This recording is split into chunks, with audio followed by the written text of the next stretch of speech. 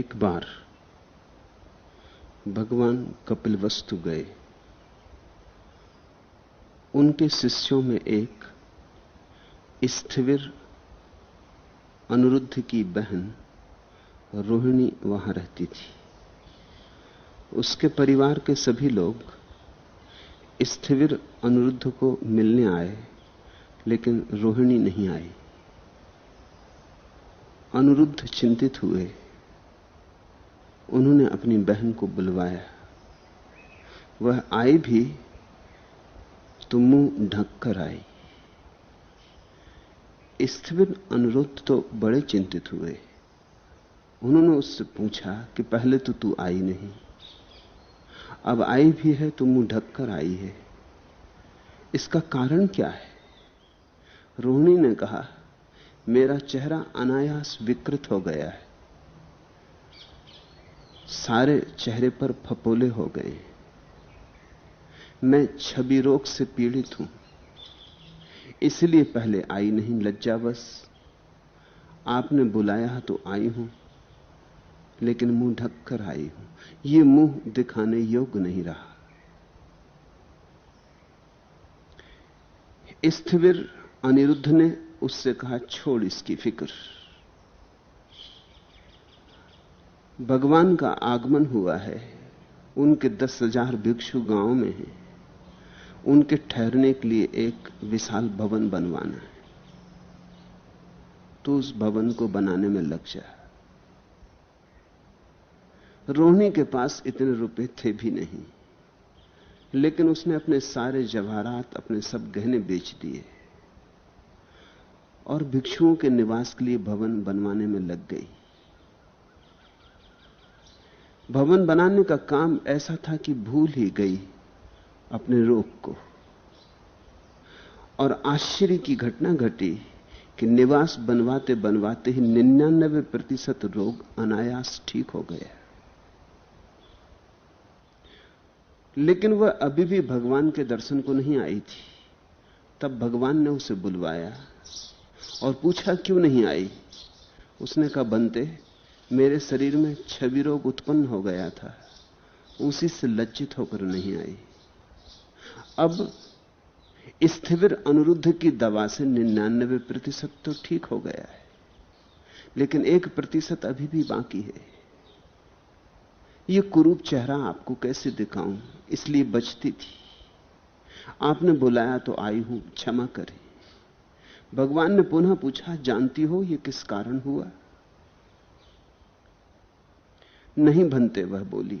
भगवान ने कहा, रोहिणी, तेरे क्रोध के कारण।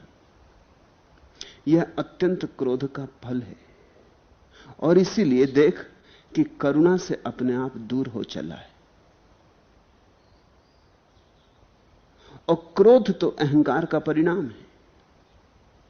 तुझे अपने रूप का बड़ा अभिमान था। उस अहंकार पर पड़ी चोट के कारण ही क्रोध होता था। भिक्षुओं के लिए भवन बनाने में तू भूल गई अपने को। तेरा अहम भाव विस्मृत हो गया। तू ऐसी संलग्न हो गई इस करुणा के कृत्य में कि अहंकार को खड़े होने की, बचने की जगह ना रही। इसलिए देख, रोग अपने आप दूर हो चला है, लेकिन पूरा दूर नहीं हुआ, क्योंकि अहंकार तेरा छूटा तो, लेकिन बोधपूर्वक नहीं छूटा है। इसलिए 1% रोग बचा है। करुणा तो तूने की, लेकिन करुणा जानबूझकर नहीं की है, मूर्छा में की है। भाई ने कहा है इसलिए की है। तेरे भीतर से सहज स्फूर्त नहीं है, इसलिए 1% बच रहा है। जाग, जो अभी तू करुणा कर रही है होश से कर, और जो अहंकार अभी तूने ऐसा काम में भूल के भुला दिया है, उसे जान के ही त्याग दे। और कहते हैं, इस बात को सुनते सुनते ही रोहिणी का सारा रोग चला गया। तब भगवान ने ये गाथाएं कही। आज की पहली 4 गाथाएं रोहिणी को कही गई थी। पहले तो इस कहानी को ठीक से समझ लें। यह अपूर्व है। इसमें पड़ा हुआ मनोविज्ञान गहरा है। मनस्विद जो अब खोज पा रहे हैं वे सारे सूत्र इसमें मौजूद हैं। पहली बात, आधुनिक मनोविज्ञान कहता है कि मनुष्य का मन उसकी बीमारियों का 90% कारण है। 90% बीमारियों के आधार में मन है। इसलिए इलाज से बीमारियां बदल जाती हैं, ठीक नहीं होती।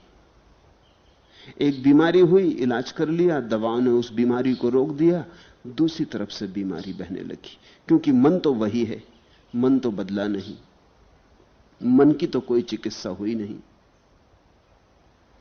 समझो ये रोहिणी किसी डॉक्टर के हाथ में पड़ गई होती, ये तो भला हुआ कि बुद्ध जैसे डॉक्टर के हाथ में पड़ गई। ये किसी डॉक्टर के हाथ में पड़ती तो डॉक्टर क्या करता? इसकी चमड़ी का इलाज करता। चमड़ी में रोग था नहीं, चमड़ी में केवल परिणाम था। रोग मन में था। मन का रोग चमड़ी पे फपोले होकर निकल रहा था। तो कोई चिकित्सक इसके चेहरे के फपोले ठीक कर देता। यह भी हो सकता था प्लास्टिक सर्जरी कर देता, इसके सारे चेहरे की चमड़ी बदल देता, तो यह रोग कहीं और से प्रकट होता। हाथों में छाजन हो जाती,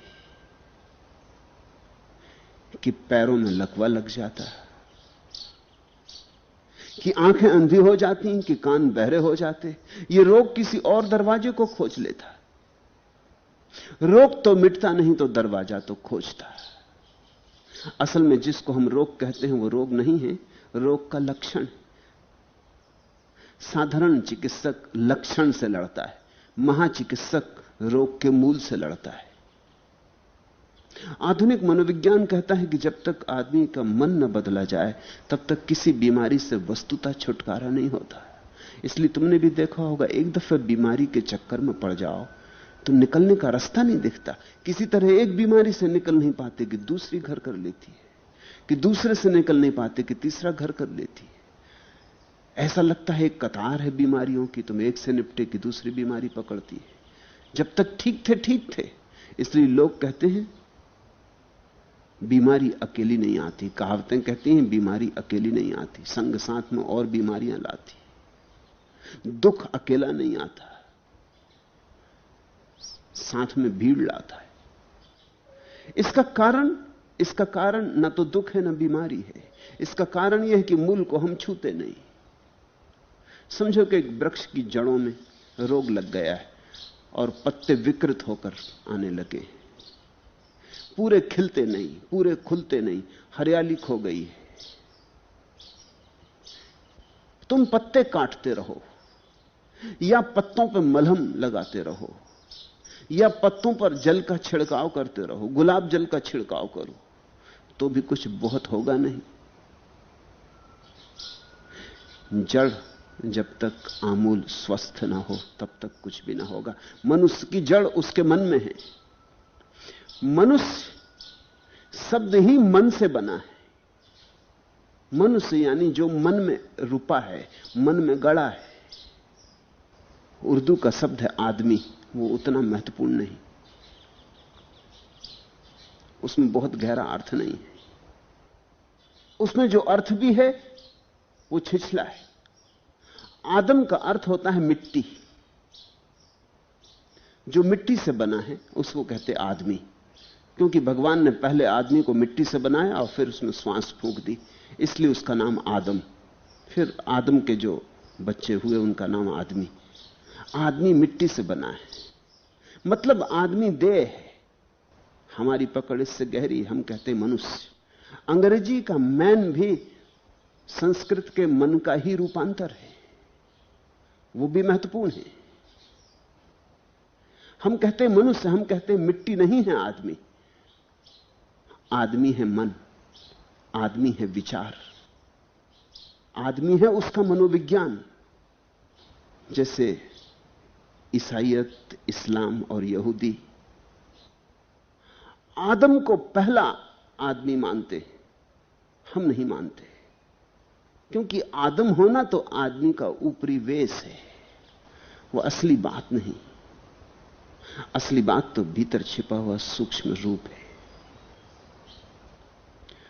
मनुष्य का अर्थ ही होता जिसकी जड़ें मन में गड़ी। लेकिन आधुनिक खोजें इस सत्य के करीब आ रही हैं। आधुनिक खोजें ये बात स्वीकार करने लगी कि आदमी शरीर पर समाप्त नहीं, ना तो शरीर पर शुरू होता ना शरीर पर समाप्त होता। शरीर तो घर है जिसमें कोई बसा है। फिर हम ये भी नहीं कहते कि आदमी मन पर समाप्त हो जाता, हम कहते हैं मन में गड़ा है तो मन से भी पार। इसलिए आदमी है तो आत्मा। अब इन तीन शब्दों को ठीक से लेना, आत्मा, मन, देह। मन दोनों के बीच में। मन को तुम शरीर से जोड़ दो तो संसारी हो जाते हो, और मन को तुम आत्मा से जोड़ दो तो सन्यासी हो जाते हो। मन के जोड़ का सारा खेल है। आत्मा भी तुम्हारे भीतर है, शरीर भी तुम्हारे पास है, बीच में डोलता हुआ मन है। इसलिए मन सदा डोलता है, डमाडोल रहता है, मध्य में लहरें लेता रहता है। अगर तुम्हारा मन शरीर की छाया होकर चलने लगे तो तुम संसारी। अगर तुम्हारा मन आत्मा की छाया होकर चलने लगे तुम सन्यासी। कुछ और फर्क नहीं है। मन अगर अपने से नीचे की बात मानने लगे तो संसारी, मन अगर अपने ऊपर देखने लगे तो सन्यासी। सन्यास की धारणा इस देश में पैदा हुई क्योंकि हमें यह बात समझ में आ गई कि मन दो ढंग से काम कर सकता है। मन तटस्थ है, मन की अपनी कोई धारणा नहीं है। मन ये नहीं कहता ऐसा करो, तुम पर निर्भर है। तुम चाहो तो मन को शरीर के पीछे लगा दो तो शरीर की गुलामी करता रहेगा। मन तो बड़ा अद्भुत गुलाम है, उस जैसा आज्ञाकारी कोई भी नहीं। तुम उसे आत्मा की सेवा में लगा दो, वो आत्मा की सेवा में लग जाएगा। तुम उसे लोभ में लगा दो, वो लोभ बन जाएगा। तुम उसे करुणा में लगा दो, वो करुणा बन जाएगा। सारे धर्म की कला इतनी ही है कि हम मन को नीचे जाने से हटाकर ऊपर जाने में कैसे लगा दें। और ख्याल रखना, जो सीढ़ियां नीचे ले जाती हैं वही सीढ़ियां ऊपर ले जाती। सीढ़ियां तो वही हैं। ऐसा भी हो सकता है कि दो आदमी बिल्कुल एक जैसे हों, एक जगह हों, और फिर भी एक सन्यासी हो और एक संसारी हो। ऐसा समझो कि किसी मकान की सीढ़ियां तुम चढ़ रहे हो। एक आदमी ऊपर से नीचे उतर रहा है, तुम ऊपर चढ़ रहे हो। 30 सीढ़ियां हैं। 15वीं सीढ़ी पर तुम दोनों का मिलना हो गया। तुम ऊपर की तरफ जा रहे हो, कोई नीचे की तरफ आ रहा है। 15वीं सीढ़ी पर तुम खड़े हो, दोनों एक ही जगह खड़े हो, लेकिन फिर भी एक जैसे नहीं हो, क्योंकि एक नीचे जा रहा है और एक ऊपर जा रहा है। दोनों बिल्कुल एक जैसे लगोगे, कोई तो फर्क नहीं होगा, क्योंकि सीढ़ी तो 15वीं होगी, स्थान तो वही होगा, लेकिन फिर भी गहरे में फर्क है। एक ऊपर जा रहा है, एक नीचे आ रहा है। दिशा में फर्क है, उन्मुखता भिन्न भिन्न है। जब मन देहोन्मुख होता है तो संसार, और जब मन आत्मान्मुख हो जाता है, रामोन्मुख हो जाता है, तो सन्यास। तो कभी कभी ऐसा भी हो सकता है कि संसारी और सन्यासी बिल्कुल एक जैसा लगे, एक ही सीढ़ी पर खड़ा हुआ मालूम पड़े, फिर भी अगर उनकी दिशाएं अलग हैं, उनकी आंखें अगर अलग दिशाओं में देख रही हैं, तो वे भिन्न हैं, मौलिक रूप से भिन्न हैं। आधुनिक मनोविज्ञान कहता है कि जब तक हम मन को स्वस्थ न कर लें, तब तक शरीर की बहुत सी बीमारियां ठीक हो ही नहीं सकती। इसलिए पश्चिम में एक नए तरह की चिकित्सा पैदा हो रही, साइकोसोमेटिक। शरीर और मन दोनों का इलाज साथ साथ होना चाहिए, और शरीर से भी ज्यादा महत्वपूर्ण है मन का इलाज। बीमारी अगर मन में हो और शरीर पर केवल उसकी छाया पड़ती हो, तो तुम छाया को पोंछते रहो, मिटाते रहो, इससे कुछ भी ना होगा। मन से हट जाए तो शरीर तत्क्षण स्वस्थ हो जाएगा। तो इस कहानी का पहला तो यही अद्भुत अर्थ कि यह जो रोहिणी है, यह अत्यंत अहंकारी रही होगी। अहंकार स्त्री को होता है तो रूप का होता है, आदमी को अहंकार होता है तो नाम का होता है। दो ही अहंकार है, नाम रूप। इसलिए माया के सारे संसार का हमने एक ही अर्थ किया है, नाम रूप। रूप का अर्थ होता है देह, नाम का अर्थ होता है सूक्ष्म मन। मनुष्य का अगर वो पुरुष है तो बहुत लगाव होता नाम से, प्रतिष्ठा, पद, पदवी, यश, धन, ज्ञान, त्याग, कहीं नाम। स्त्री का आग्रह होता है रूप पर, सौंदर्य। मुल्ला नसुद्दीन मुझसे बोला कि मुझे नौकरी मिल गई एक ब्यूटी पार्लर में, एक सौंदर्य प्रसाधन की दुकान में नौकरी मिल गई। मैंने उसे उस दुकान के सामने खड़ा कई बार देखा तो पूछा कि तू वहां खड़ा ही तो रहता, नौकरी क्या मिली, बाहर खड़ा रहता। उसने कहा यही मेरी नौकरी। तो मैंने कहा तेरा काम क्या? उसने कहा काम भी बड़ा सरल है, ऐसे बड़ा सूक्ष्म। फिर भी मैंने कहा मुझे कहो काम तेरा क्या है, मैं जब देखता हूं वहीं तू खड़ा है बाहर। तो उसने कहा काम मेरा यह है कि जो स्त्रियां सौंदर्य प्रसाधन के लिए आती हैं, जब वो भीतर जाती हैं तो मेरा काम है उपेक्षा दिखलाना, नजर भी नहीं डालना, देखना ही नहीं कि कौन जा रहा कौन आ रहा। और जब वो सज धज के बाल ठीक करवा के बाहर निकलती हैं तो सीटी बजाना। ये मेरा काम है, ये मेरी नौकरी। इससे दुकान खूब चल रही है, क्योंकि स्त्रियों को समझ में एक बात आ जाती कि अभी गई थी और ये आदमी देखा तक नहीं, और अब बाल वाल समार के बाहर आ रही तो सीटी बजा रहा वही आदमी, तो जरूर सुंदर होकर लौटी। स्त्री का सारा आकर्षण रूप में, इसलिए स्त्री को बहुत फिक्र नहीं होती नाम की। इसलिए स्त्रियां कोई ऐसे बहुत काम नहीं करती जिनसे नाम मिले, कि कोई बड़ी किताब लिखनी, कि मूर्ति बनानी, कि पेंटिंग बनानी, कि महाकाव्य लिखना, कि दुनिया की कोई ख्याति मिल जाए, कुछ लेना देना नहीं। स्त्री को सारा प्रयोजन है सौंदर्य से। रोहिणी सुंदर स्त्री रही होगी, स्त्री थी, सौंदर्य पर उसकी पकड़ रही होगी।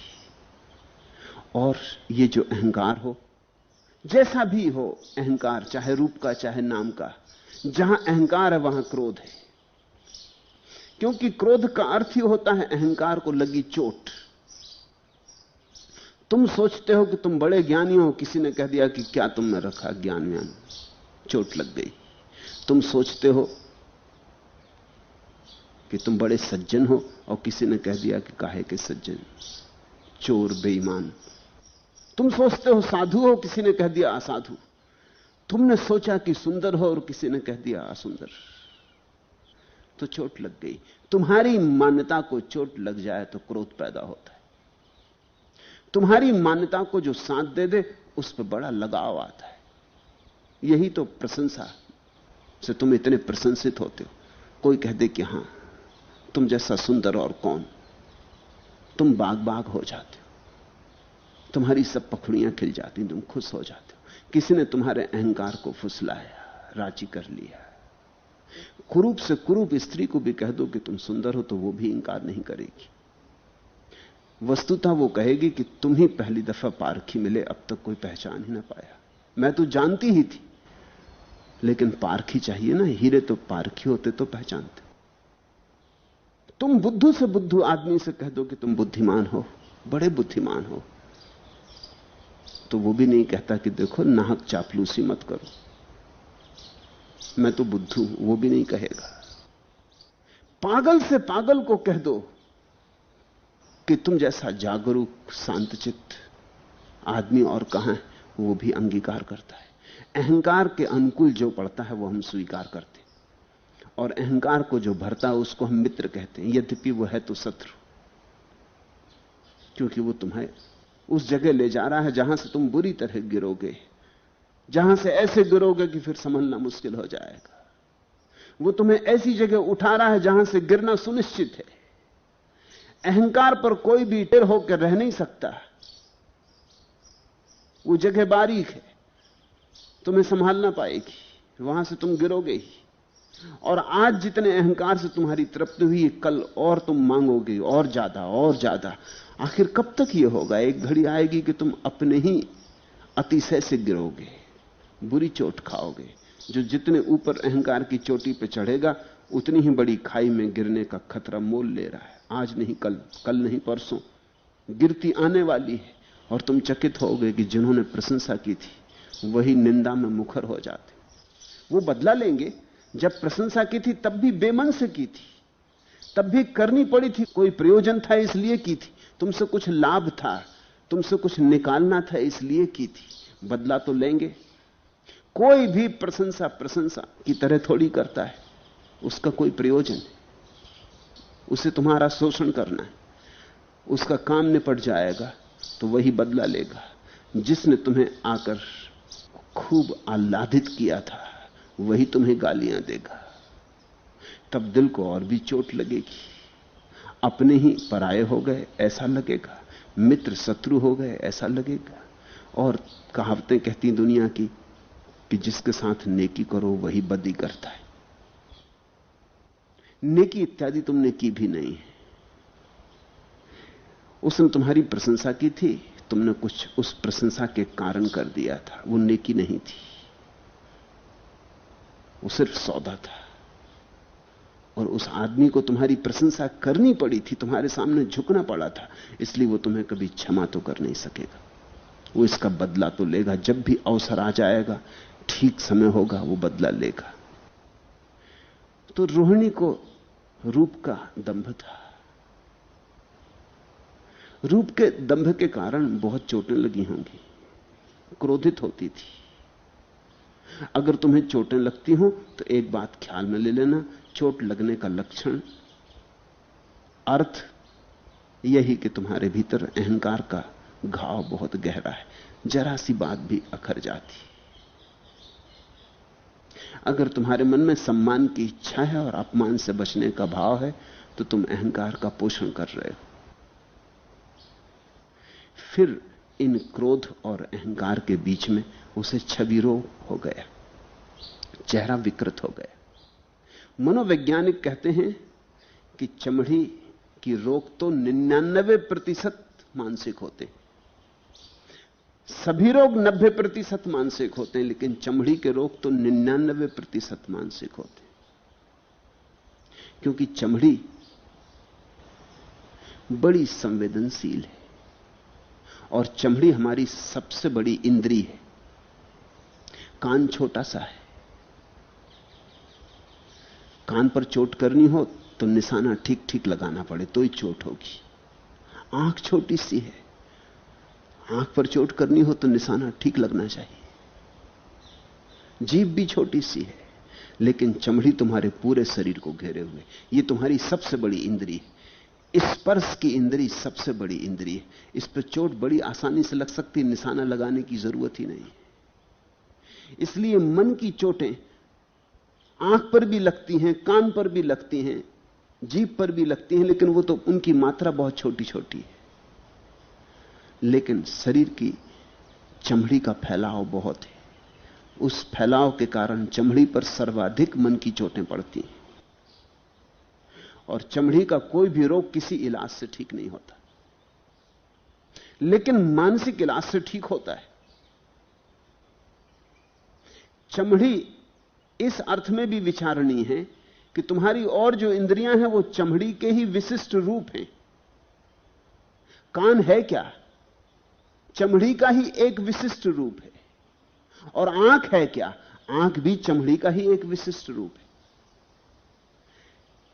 चमड़ी ने ही अपने एक हिस्से को देखने में कुशल बना लिया है, वो आंख हो गई। और चमड़ी ने ही एक दूसरे हिस्से को स्वाद लेने में कुशल बना लिया है, वो तुम्हारी जीभ हो गई। और चमड़ी ने ही एक दूसरे हिस्से को विशेषज्ञ बना लिया है, नाक हो गई तुम्हारी, सुगंध के लिए विशेषज्ञ। ये एक्सपर्ट हैं, ये चमड़ी की विशेषताएं, लेकिन है सब चमड़ी के ही खेल। बच्चा जब पहली दफा पैदा होता है, मां के पेट में बढ़ता है, तो पहले तो चमड़ी आती,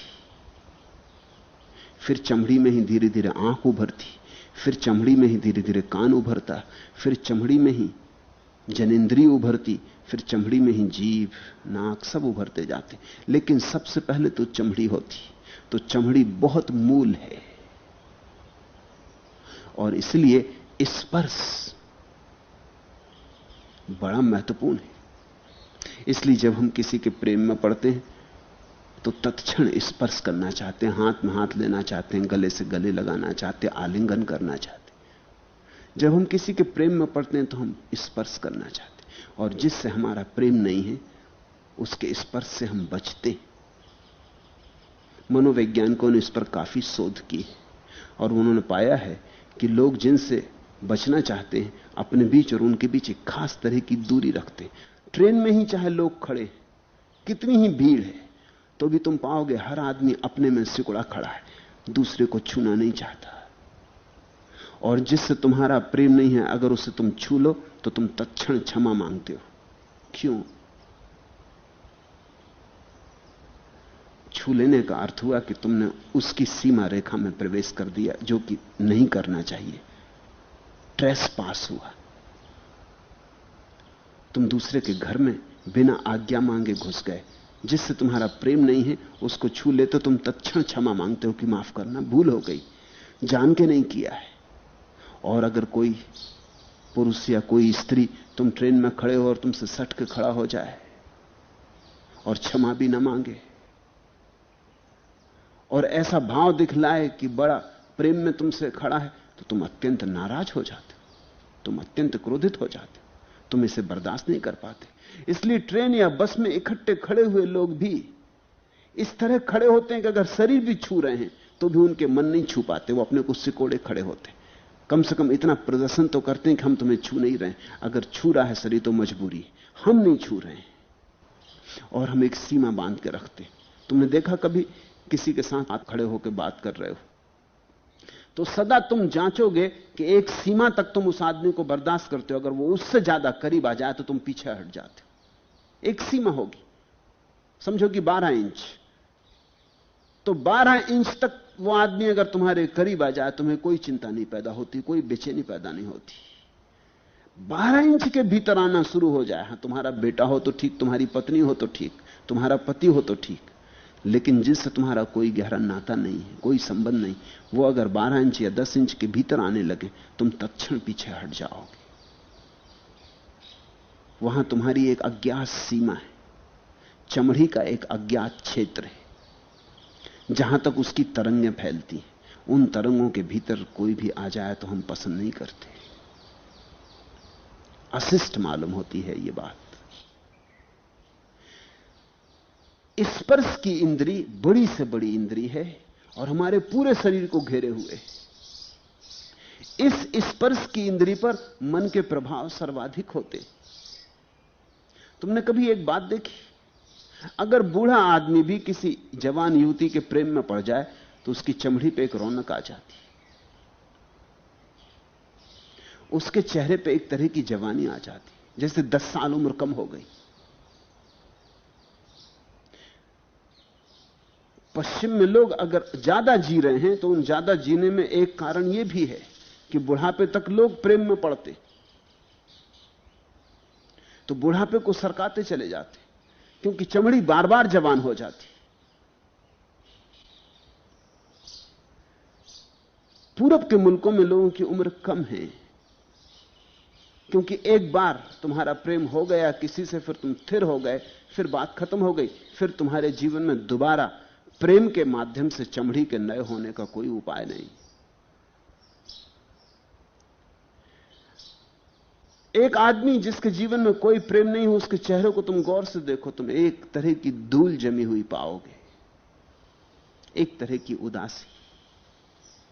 और एक आदमी जिसके जीवन में प्रेम है, तुम अचानक पाओगे एक तरह की त्वरा, ताजगी, अभी अभी जैसे नहाया हो, एक गति, गत्यात्मकता, एक तेजस्वीता। हमने तो महापुरुषों के आसपास आभा मंडल बनाया है। बुद्ध की प्रतिमा हो कि कृष्ण की कि राम की, हम आभा मंडल बनाते। वो आभा मंडल अर्थपूर्ण है। वो ये कह रहा है कि अब इनकी चमड़ी की जो आभा है मन के द्वारा उस आभा को कोई खंडन नहीं हो रहा है, मन उसमें बाधा नहीं डाल रहा है। इनकी आभा जैसी होनी चाहिए वैसी है।